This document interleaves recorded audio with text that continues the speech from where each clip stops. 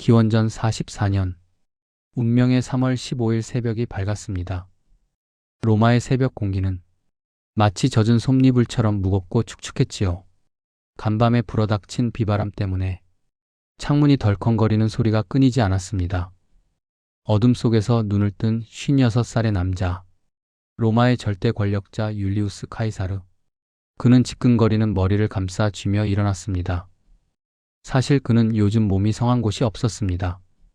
지병인 간질 발작이 잦아졌고 현기증 때문에 제대로 서 있기도 힘든 날이 많았지요. 천하를 다 가졌지만 늙고 병든 육체만큼은 어찌할 도리가 없었던 겁니다. 그때 옆자리에서 앓는 소리가 들렸습니다. 아내 칼푸르니아였습니다. 그녀는 식은땀으로 흠뻑 젖은 채 비명을 지르며 깨어났지요. 안 돼요. 여보. 절대 안 됩니다. 그녀가 남편의 손을 꽉 잡았습니다. 그녀의 손이 사시나무 떨듯 떨리고 있었지요. 꿈을 꾸었습니다.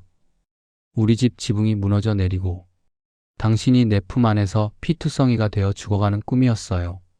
제발 오늘만큼은 원로원에 가지 마세요. 평소 미신 따위는 믿지 않던 냉철한 카이사르였지만 그날따라 아내의 눈물은 그의 마음을 흔들었습니다. 그 역시 간밤에 기분 나쁜 꿈을 꾸었기 때문이지요. 자신이 구름 위를 날아다니다가 신들의 왕 유피테르와 악수하는 꿈.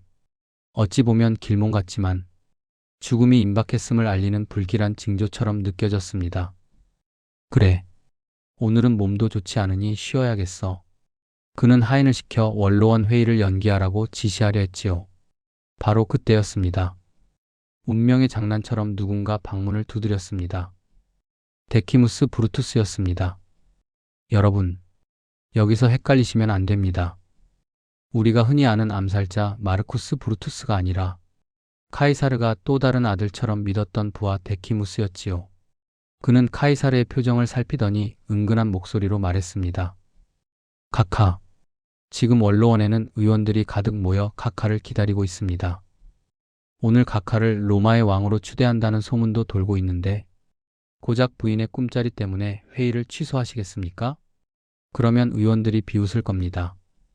다시 좋은 꿈을 꿀 때까지 회의를 미루자고 할까요? 이 말은 카이사르의 아픈 곳을 찔렀습니다. 자존심. 평생을 전장에서 살아온 사내의 자존심 말입니다. 그는 결국 쓴웃음을 지으며 일어났습니다. 자네 말이 맞네. 여자의 꿈 때문에 나란 일을 미룰 수는 없지. 그는 하인이 건네주는 붉은색 토가를 걸쳤습니다. 가장 화려하지만 피가 묻으면 가장 티가 나지 않는 옷. 그것이 그의 수의가 될 줄은 아무도 몰랐지요. 그가 집을 나설 때 아내 칼푸르니아는 문설주를 잡고 하염없이 울었습니다. 그것이 남편의 뒷모습을 보는 마지막 순간임을 직감했던 걸까요? 자, 시계를 거꾸로 돌려보겠습니다.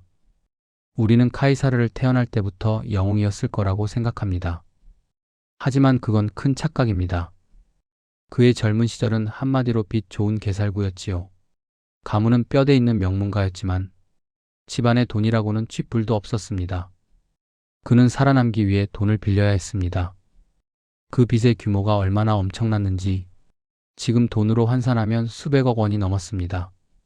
하지만 카이사르는 기죽지 않았습니다. 오히려 더 비싼 옷을 입고 더 호화로운 파티를 열었지요. 사람들이 걱정하면 그는 뻔뻔하게 대답했습니다. 내가 빚이 많다는 건 그만큼 많은 사람들이 나를 믿고 투자했다는 증거 아니오?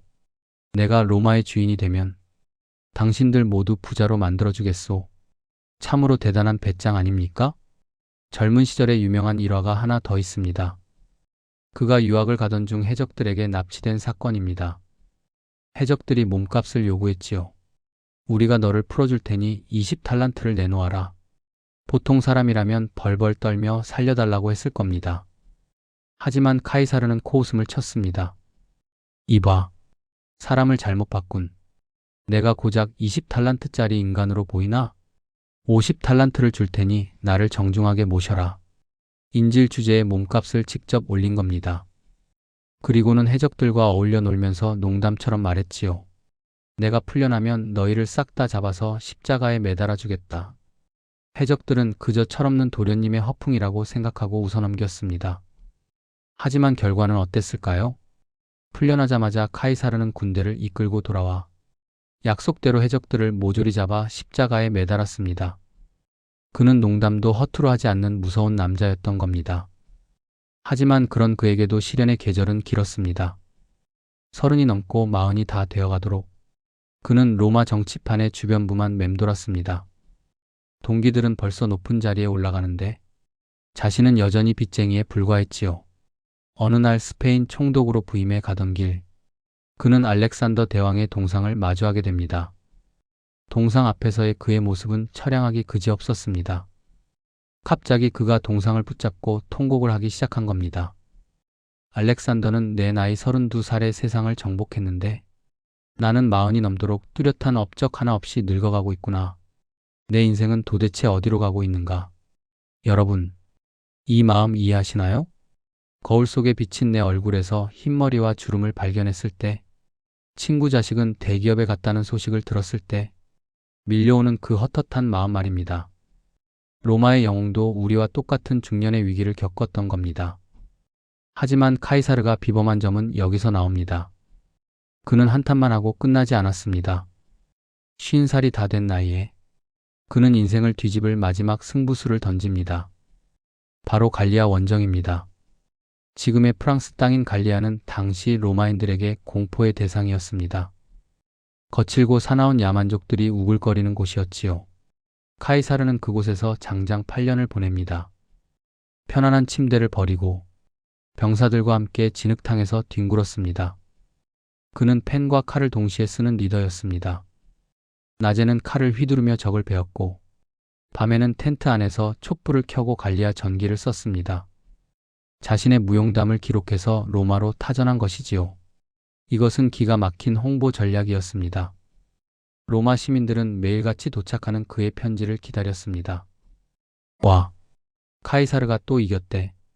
이번엔 머리가 2개 달린 괴물 같은 놈들을 물리쳤대. 그는 순식간에 아이돌 스타가 되었습니다. 병사들은 그를 아버지라고 불렀습니다. 그가 내리는 명령이라면 지옥 불속이라도 뛰어들 준비가 되어 있었지요. 하지만 빛이 강하면 그림자도 짙은 법. 로마에 남아있던 기득권 세력, 즉 원로원은 공포에 떨었습니다. 저 늙은 여우가 군대를 이끌고 돌아오면 우리의 자리가 위태롭다. 그들은 카이사르에게 최후 통첩을 보냅니다. 무장 해제하고 홀로 로마로 돌아와 재판을 받아라. 그렇지 않으면 반역자로 간주하겠다. 이건 그냥 죽으러 오라는 소리였습니다. 기원전 49년 1월 이탈리아 북부의 루비콘 강. 카이사르는 그 작은 개울 앞에 멈춰 섰습니다. 강폭은 좁았지만 그 강이 가진 의미는 태산보다 무거웠습니다. 이 강을 무장을 한 채 건너는 순간 로마법을 어기는 것이 되고 조국을 향해 칼을 겨누는 내전이 시작됩니다. 그는 말에서 내려 하염없이 강물을 바라보았습니다. 그때 그의 심정이 어땠을까요? 만약 실패한다면 자신뿐만 아니라 자신을 따르던 13군단 병사들 그리고 가족들까지 몰살당할 것입니다. 엄청난 중압감이 그의 어깨를 눌렀겠지요. 침묵이 흘렀습니다. 부하들도 숨을 죽이고 그를 지켜보았습니다. 마침내 그가 고개를 들었습니다. 그의 눈빛은 더 이상 흔들리지 않았습니다. 나아가자. 신들이 기다리는 곳으로. 주사위는 던져졌다. 그는 거침없이 강물로 말을 몰았습니다. 돌이킬 수 없는 강을 건넌다는 것. 나이 50에 모든 것을 걸고 저지르는 반란. 그것은 미친 짓이었지만 동시에 가장 위대한 도전이었습니다. 결과는 여러분이 아시는 대로입니다. 그는 파죽지세로 로마를 점령했습니다. 폼페이우스와의 내전에서 승리하고 이집트로 건너가 클레오파트라와 사랑에 빠지기도 했지요. 그는 전쟁뿐만 아니라 연애에도 천부적인 재능이 있었던 모양입니다. 다시 로마로 돌아온 카이사르. 이제 그는 종신 독재관이 되었습니다. 사실상 황제였습니다. 그는 밤낮없이 일했습니다. 달력을 뜯어고쳐 지금 우리가 쓰는 1년 365일의 양력을 만들었고 복지 정책을 펼쳐 가난한 시민들에게 빵을 나눠주었습니다. 그는 정말 로마를 사랑했습니다. 하지만 그는 너무 앞서갔습니다. 그리고 너무 자신만만했습니다. 그는 정적들을 죽이지 않고 살려주었습니다. 내 밑에서 일해라. 과거는 묻지 않겠다. 이것이 그의 치명적인 실수였습니다. 자존심 강한 로마 귀족들에게 카이사르의 자비는 굴욕이나 다름없었습니다. 그들 사이에서 은밀한 음모가 싹트기 시작했습니다. 그 중심에 마르쿠스 브루투스가 있었습니다. 이야기를 브루투스에게 맞춰보겠습니다. 카이사르에게 브루투스는 특별한 존재였습니다. 브루투스의 어머니 세르빌리아는 카이사르의 첫사랑이자 평생의 연인이었습니다. 어느 정도로 사랑했냐면 카이사르는 그녀에게 당시 집 한 채 값인 600만 세스테르티우스짜리 흑진주를 선물하기도 했지요. 그래서 카이사르는 브루투스를 볼 때마다 사랑했던 여인의 얼굴을 떠올렸을 겁니다. 한간에는 브루투스가 카이사르의 친아들이라는 소문까지 돌았으니까요. 전쟁터에서 브루투스가 적군으로 나타났을 때도 카이사르는 병사들에게 엄명을 내렸습니다. 브루투스는 절대 건드리지 마라. 털끝 하나라도 다치게 하면 용서하지 않겠다. 그리고 그를 살려내어 자신의 최측근으로 삼았습니다. 믿었습니다. 내 피부치보다 더 그를 믿었습니다. 하지만 브루투스는 달랐습니다. 그는 고지식한 원칙주의자였습니다. 그의 조상은 로마의 왕정을 무너뜨리고 공화정을 세운 영웅이었습니다. 그에게는 카이사르라는 아버지보다 로마의 자유라는 대의명분이 더 중요했습니다. 독재자를 죽이는 것이 로마를 살리는 길이다. 그는 그렇게 세뇌당했고 결국 칼을 품었습니다. 다시 3월 15일의 원로원 회의장입니다. 카이사르가 입장하자 모든 의원이 기립했습니다. 겉으로는 존경을 표했지만 그들의 옷 속에는 차가운 단검이 숨겨져 있었지요. 카이사르가 황금 의자에 앉자 의원들이 우르르 몰려 나왔습니다. 마치 청원할 것이 있는 사람들처럼 말이지요. 틸리우스 킴버라는 의원이 카이사르의 옷자락을 잡아당겼습니다. 그것이 신호였습니다. 이게 무슨 짓인가? 카이사르가 소리치는 순간 뒤에 서 있던 카스카가 카이사르의 목을 찔렀습니다. 하지만 긴장한 탓인지 상처는 깊지 않았습니다. 평생을 전장에서 산 카이사르입니다. 그는 반사적으로 카스카의 팔을 잡고 펜으로 찔러버렸습니다. 이 빌어먹을 놈이. 카이사르는 사자처럼 포효했습니다. 하지만 곧이어 수십 개의 칼날이 비 오듯 쏟아졌습니다. 푹, 푹, 옆구리, 허벅지, 가슴, 안면, 피가 분수처럼 솟구쳤습니다. 카이사르는 비틀거리며 저항했습니다. 도망칠 수도 있었습니다. 하지만 그 순간 그는 보았습니다. 군중을 해치고 다가오는 한 사람을, 차가운 눈빛으로 칼을 쥐고 있는 그 사람, 바로 브루투스였습니다.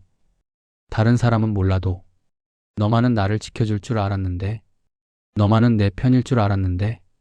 카이사르의 눈동자가 흔들렸습니다. 육체의 고통은 사라지고 가슴이 찢어지는 듯한 배신감만이 남았을 겁니다. 그는 저항을 멈추었습니다. 그리고 피 묻은 토가를 끌어당겨 자신의 얼굴을 덮었습니다. 왜 그랬을까요? 자식 같은 아이가 자신을 찌르는 모습을 참아 볼 수 없어서였을까요? 아니면 최후의 순간, 고통으로 일그러진 추한 얼굴을 보이기 싫었던 황제의 자존심이었을까요? 그는 얼굴을 가린 채 읊조렸습니다. 브루투스? 너마저. 그것이 마지막이었습니다. 로마를 호령하던 거인은 자신이 쫓아냈던 폼페이우스의 동상 아래 쓰러졌습니다. 23방의 칼자국, 그중 치명상은 단 한 방뿐이었다고 합니다. 나머지 칼날들은 이미 죽어가는 노인을 향한 잔인한 분풀이었을 뿐이지요. 바닥에 흐르는 붉은 피 위로 원로원 의원들은 자유를 외치며 뛰쳐나갔습니다. 하지만 그 자리에 남겨진 건 싸늘한 시신과 적막뿐이었습니다. 카이사르의 이야기는 여기서 끝납니다. 하지만 이 이야기가 우리 가슴에 남기는 여운은 깁니다. 그는 완벽한 영웅이 아니었습니다. 빚에 쪼들리던 가장이었고 탈모를 걱정하던 중년 남성이었으며 사람을 너무 믿어서 배신당한 외로운 사람이었습니다. 어쩌면 그는 천하를 정복한 정복자가 아니라 그저 마음 터놓을 친구 하나가 그리웠던 고독한 노인이었는지도 모릅니다. 여러분, 우리는 무엇을 위해 이토록 치열하게 살아가고 있습니까? 카이사르가 그토록 원했던 권력도 죽음 앞에서는 한 줌의 먼지였습니다. 지금 여러분 곁을 지키고 있는 사람들, 가족, 친구, 동료, 혹시 성공이라는 목표 때문에 그들을 외면하고 있지는 않나요? 아니면 반대로 사람을 너무 믿어서 상처받고 있지는 않나요? 카이사르가 마지막 순간 얼굴을 가리며 느꼈을 그 깊은 고독이 오늘 밤 우리에게 묵직한 질문을 던집니다. 가장 높은 곳에 올랐지만 가장 쓸쓸하게 떠난 남자, 율리우스 카이사르의 명복을 빕니다. 구독, 좋아요는 사랑입니다. 감사합니다.